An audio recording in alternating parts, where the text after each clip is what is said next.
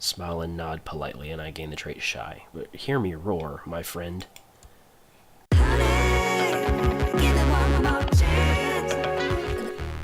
What's going on, Bear Pack? Welcome to a brand new playthrough that we are doing in Crusader Kings 2 Game of Thrones mod, and we are Tywin Lannister in the War of the Five Kings. With the death of my son-in-law, King Robert I, Lord Eddard Stark attempted to usurp the throne. After justice was done, Robb Stark, heir of the late Lord Eddard and the self-styled King in the North, managed to capture my valiant son Jaime at the Battle of Whispering Wood. We shall set him free, wage vengeance on House Stark, and crush the Baratheon uprising, thereby securing the Iron Throne. I'm assuming it's going to say for House Lannister. Hear me roar. Now, before we get started, I just want to say thank you all so much for tuning into this. This is part of a social experiment that we're doing. I hate the word social experiment, so I'm going to rephrase that. This is part of an experiment that we're doing among the channel, where we're doing two playthroughs simultaneously. Whichever one gets the most likes is going to be continued on Tuesdays and Thursdays as part of our regular scheduled programming. And so, if you like this, and you want to see more of Tywin Lannister in the War of Five Kings, go hit the like button down below. Let me know which one you like better. Also, go check out another video that debuted at the same time as this one, where we're playing as Joffery Baratheon, also in the War of Five Kings. So whichever one you like more, make sure you go like that video. Tuesday and Thursday are both going to have episodes. So episodes 1 and 2 of this playthrough will be started, and whichever one is liked more is going to eventually be the one that we stick with. So I will say this. I'm really excited about this playthrough, because Tywin Lannister is one of those characters who not only has great stats, but just a great character about him. He's just this sort of mysterious guy who you never know exactly what he's thinking, you never know exactly where you stand with him, and his intentions are very clear, that House Lannister is superior to every other house in Westeros, and not to be trifled with. So, we have to start this playthrough with a little bit of house cleaning, because we have a lot of decisions to make up here. So I'm going to take some time to sort out and think exactly what I want to do, and I will be right back. Okay, so the first major decision that we need to decide upon is our focus. In the Way of Life DLC for Crusader Kings 2, you have multiple decisions that you can make about which focus you want to take. And obviously, the most obvious choice is going to be war, because we are currently at war with both Stannis Baratheon, Robb Stark, and also Beric Dondarrion of the Brotherhood without banners. And so 3 wars being fought at the same time, war is a great focus to have. We also have a Valyrian steel sword, ice, and that will do well in duels. Our current duel skill modifier is a 5.17, which is not good. We definitely don't want to be fighting our own duels. We are a knight, and we are a trained fighter, but outside of that, we really don't have very many skills that contribute. Ruthless is one that contributes to dual skill modifier, but a lot of these other skills are more to improve the other stats, outside of martial and outside of dual skill. So, war is the obvious choice. The other obvious choice, though, is intrigue. Intrigue is one of those that it's difficult to know exactly how you're going to be able to capitalize on everything that you do, but it does offer some very interesting openings, and because of our high intrigue skill, it may lead to a better result and a quieter result, which I think is what we would want. So I think we're going to go with intrigue. It offers the spy on feature, where we'll be able to spy on characters, have openings to either extort them, kill them, whatever, outside of plots. So we can have plots going on as well as this spy on feature. So we're going to take the intrigue focus and allow our war mindset to be fought behind the scenes rather than on the battlefield. So that's the first decision that we have to make. The next decision that we have to make is an ambition. We currently have 3, become exalted among men, which means we are going to have 4,000 prestige. We currently have 1,040. That's not really a goal that we can set right now in the short term. Maybe long term, yeah. We can choose to fall in love, which I as with the widowed trait, not really going to happen. Or we can adopt a lifestyle, which is one of those way of life things where we choose a hobby that would either be, falconer, hunter, duelist, gardener, poet. There's a variety of different ones that we can choose to adopt. You never know which one is going to sort of present itself. So I think schemer is going to come from us taking intrigue focus, which will be probably the most likely of all the choices for lifestyle. So there we go. Those two decisions are out of the way. The next decision that we need to tackle is the council. Our current council is Lord Tywin is our castellan, what essentially is the hand of the king, though we are not the king. That's kind of the function of that person. We're going to have them oversee the realm. Our Justicar is Lord Roland III of Craighall, which is fine. Master at Arms is Sir Benedict Broom. I don't know that there is a better... Oh, here we go, right here. Forley, Pester. No, I want him to stay a commander. None of these guys are really great choices because it takes them away from being commander. There's not a formidable fighter among them. So we're going to leave that be for the time being. Lord Treasurer, we have the opportunity to name Kevin Lannister, our brother, as we're going to have him collect taxes right there. Our Maester is currently not doing anything, so we're going to have him serve the court. Everybody is currently occupied except for right here. We're going to have him train troops right here in Casterly Rock. We're going to have him improve the levy size so that whenever we go to fight these wars, we have the men to do it. Okay, so that covers the main council. There is also a council position of advisor. We're going to take our powerful vassal, Talbot Payne.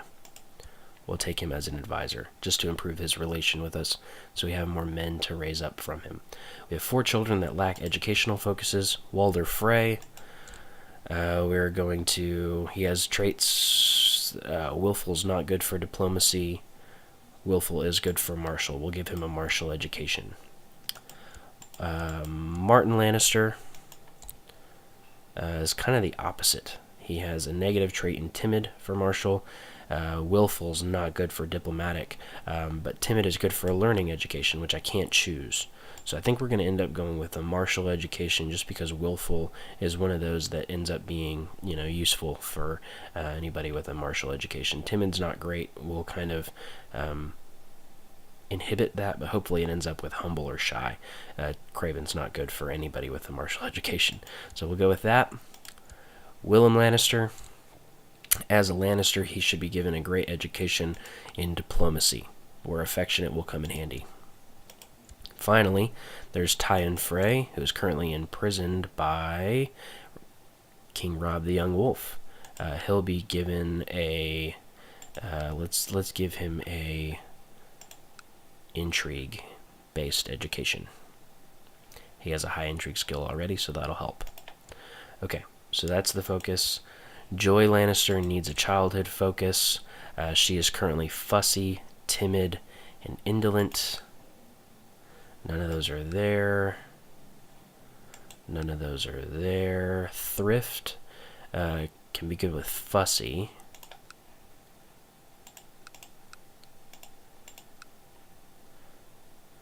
Timid and affectionate are both traits of humility.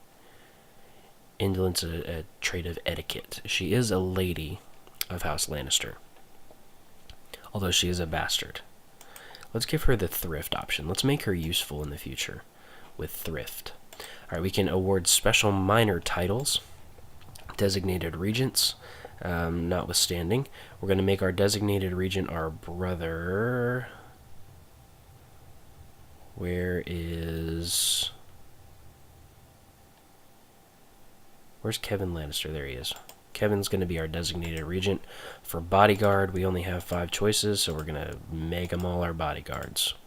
Bodyguards are good on the battlefield because they'll, if a duel sort of takes over, they'll jump in and stand in our place. Who has the highest martial among you? You do. So you're the captain of our household guard. So we can command our household guard to do stuff if we want to. Keeper of the Swans is going to be Roland Crakehall. Master of the Horse, Damon Marbrand.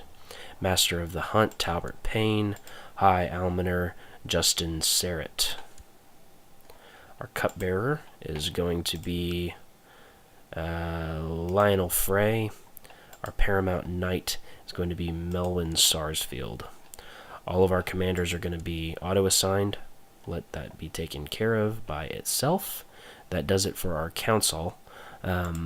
Laws are going to stay the same for the time being. I'm going to make sure with intrigue we choose to auto-stop plots, so we have the option to righteous arrest anybody who is defiant of us.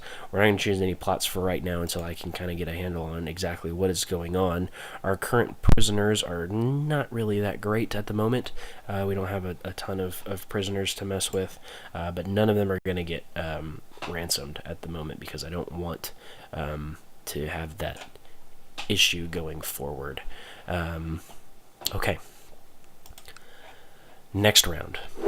Okay, I've changed my mind. The plot is going to be to rescue Jaime Lannister from King Rob's captivity. So it's time now to sort of explain my goals with this playthrough.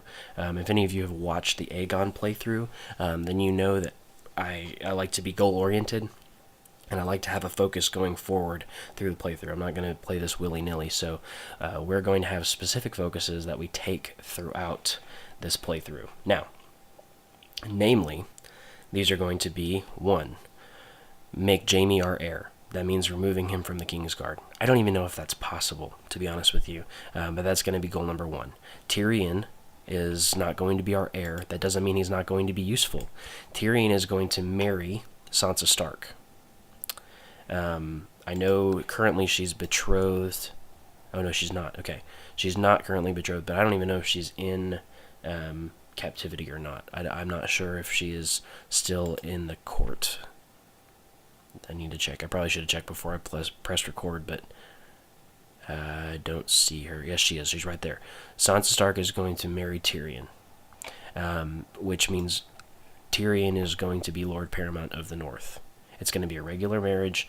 Lannisters are going to rule the North. That is going to be the goal. We're going to use Tyrion in this playthrough. I know he hates us, and I know we hate him. And I don't know necessarily that it's in character for Tywin, but it is.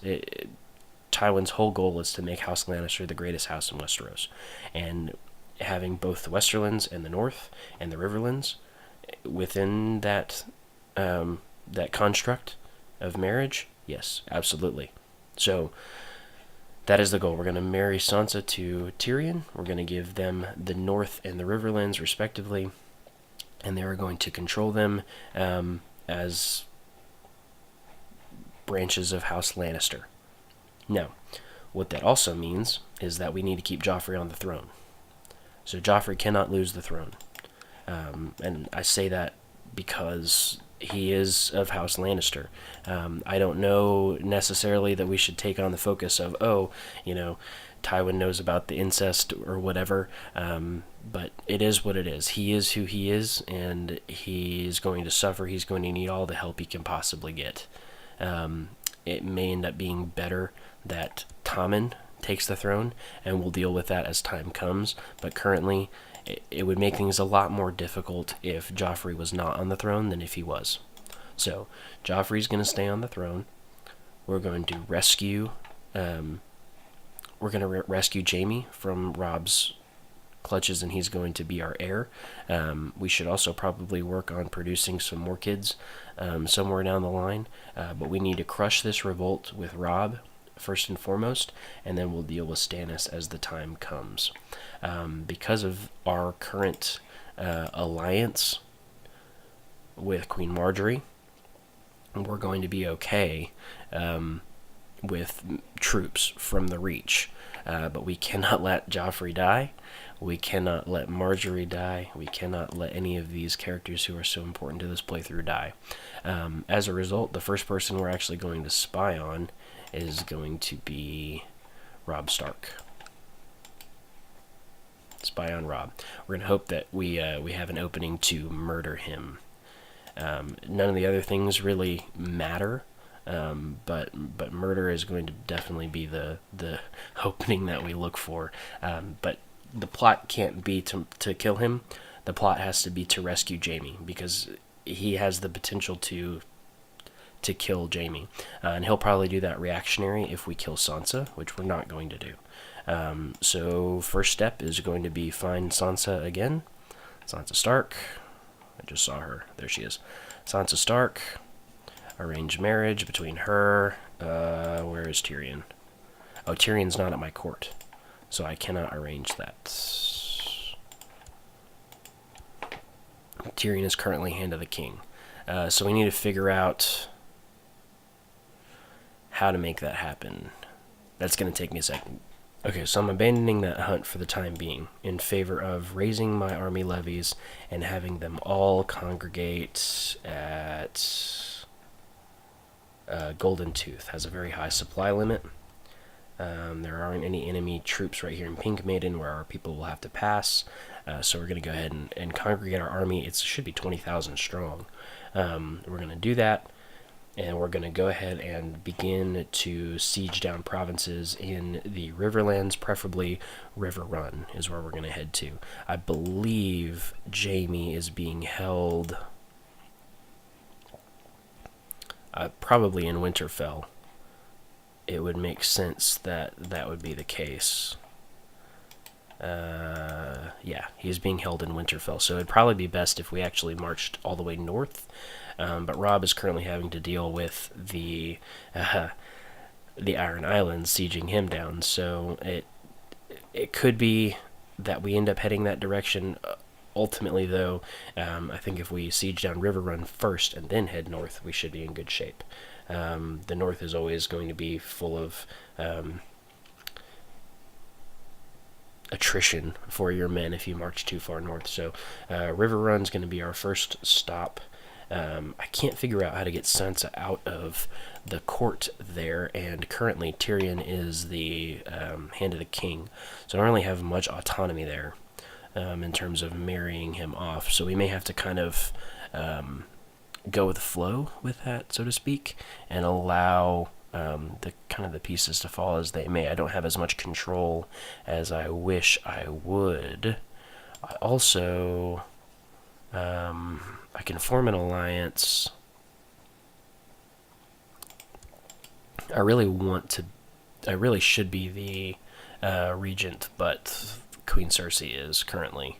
So, and she needs to marry. But she's widowed currently, so she's not going to take a husband. So we do kind of have to go with the flow there. Tyrion does hate me. I can invite him to court, but there's, that he's still there. Arrange marriage between him and... I can arrange a marriage between him and anybody in my court. I can arrange a betrothal between him and anybody in my court. But I cannot do the same for Sansa.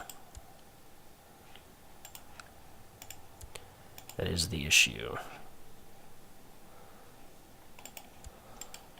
Arrange betrothal, maybe? I can arrange a betrothal between her and anybody in our court.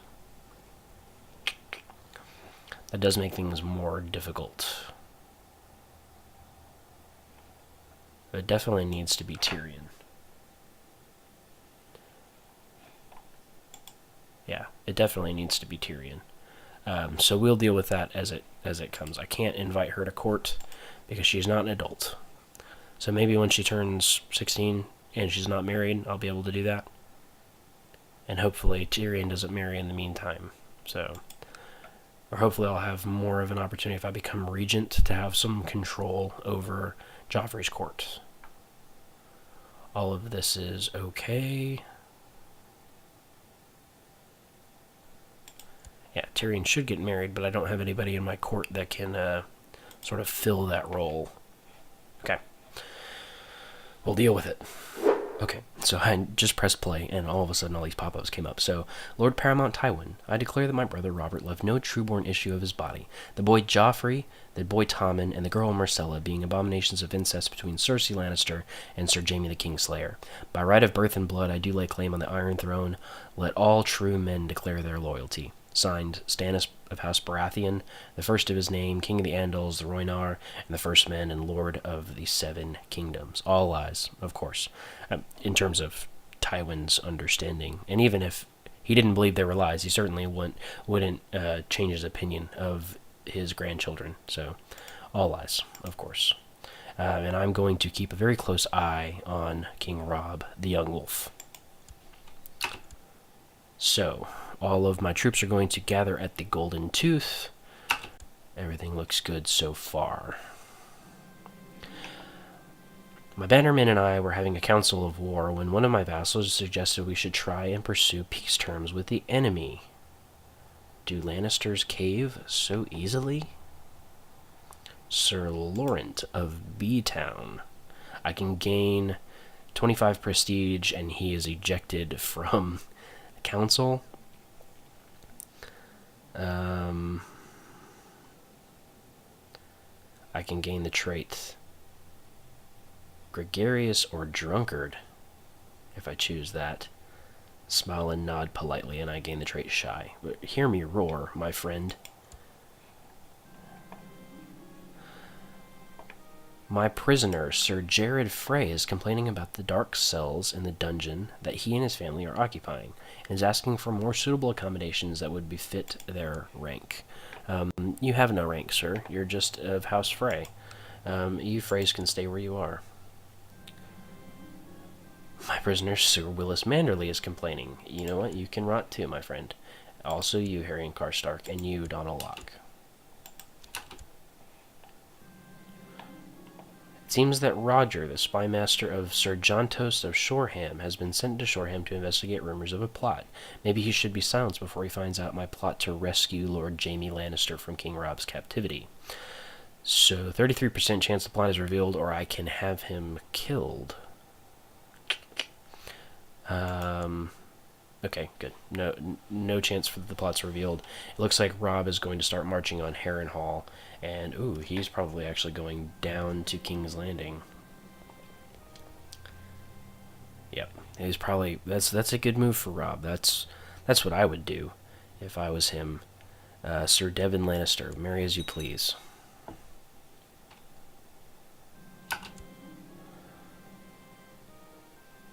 Okay, the Lords of the Trident have instituted high realm authority. No, let's keep up with Robb. Okay, so it looks like Robb is marching down to King's Landing, or at least near King's Landing, to begin dealing with all of this.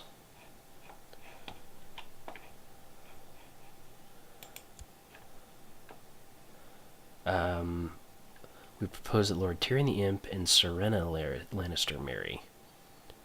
No, we're going to decline that. And once this army finally arrives, we'll be able to... There we go. So it seems that Joffrey is already starting to marry Tyrion off. And it looks like Robb and also...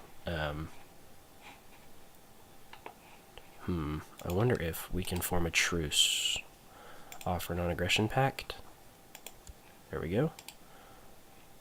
Offer non-aggression pact with Mace, and see if we can form that into a truce, to where I don't have to worry about his armies being red. Oh, no, okay, they're blue, so that's fine. But still, non-aggression pact would be great. And this army is going to continue to march. Benefit the realm if I say languages spoken at foreign courts. Oh, cool. I'll owe him a favor. Not that bad. Good. A wise choice. Oh, this is the other part of this. This is the other issue. Ever looming north is the threat of the White Walkers, the others. And in our Aegon playthrough, they actually ended up coming around twice, and we're still having issues with them currently. So this is going to be ever looming in the future, but in Tywin's mind, it doesn't do any good to go there right now. So we're going to let them handle it. We'll lose the prestige for now, and that'll be okay. We'll be fine with that. Okay, what is the current supply limit? Is 19k. So once we get below 19, it won't we won't have any more attrition. Let us change over. Who's a siege leader? Let's see, where is siege leader? Right here, Tyrek, who is currently leading the army. Good. So we have a siege leader in command. I'm commanding one of the flanks, and Sir Adam Adam Marbrand is commanding the other flank. That's just fine by me. Looks like Robb is marching back to River Run.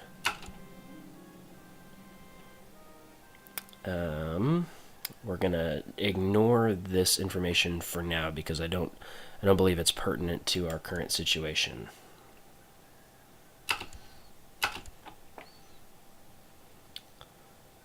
Okay, what is this army doing? Looked like they were coming back, but they're going to Fairmarket apparently. All right, let's check on things. Let's see if Tyrion got married off. He did. Alanis Volmark.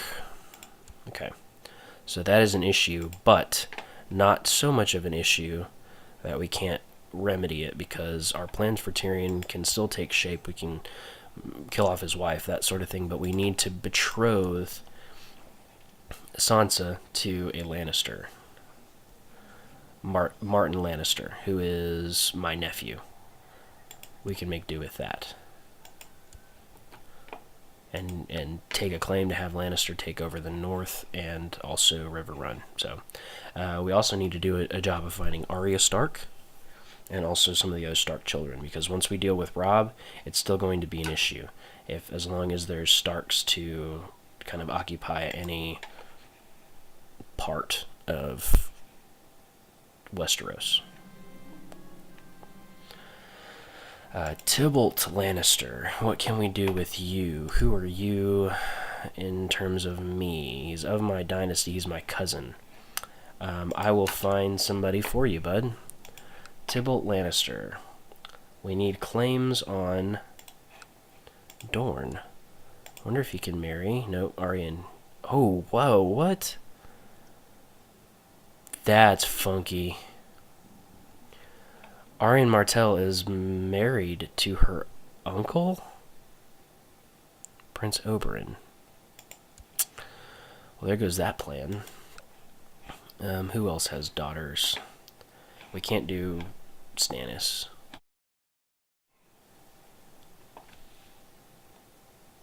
See if I can find somebody that has a daughter worth marrying.